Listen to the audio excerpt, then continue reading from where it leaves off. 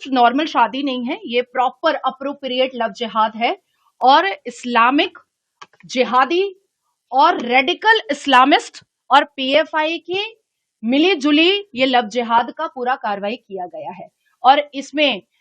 Hindu marriage act 1955 का violation भी किया गया है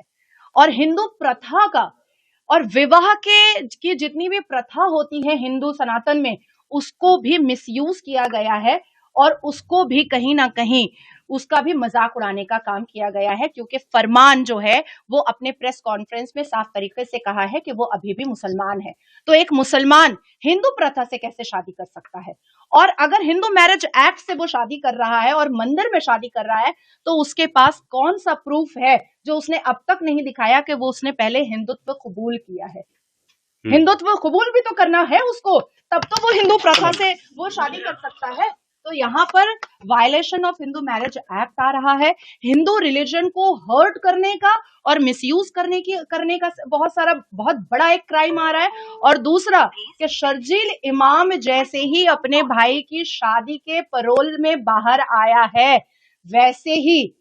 ये जितने भी टेररिज्म ऑर्गेनाइजेशन हैं वो एक्टिव हो चुके हैं। और अभी हालिया में हमने उत्तर प्रदेश में जहांगीर पीर को देखा था, जलालुद्दीन को, कि किस तरीके से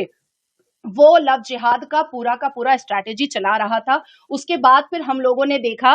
केजीएन जिमखाना, फिर हमने बस्ती में देखा कि 3 मुसलमान लड़के किस तरीके से 300 से ज्यादा अधिकतर लड़कियों के न्यूड फोटो करा करके उनसे प्रोस्टिट्यूशन कराने का काम भी करवाने की कोशिश में लगे हुए थे। तो मुझे ऐसा लगता है कि केरला की सरकार अगर ऐसे ऐसे लव जिहाद को और ऐसे ऐसे क्राइम और ऐसे ऐसे रेडिकल इस्लामिस्ट को सहयोग कर रही है, तो हमारे देश की सुरक्षा एजेंसी को काम करना चाहिए और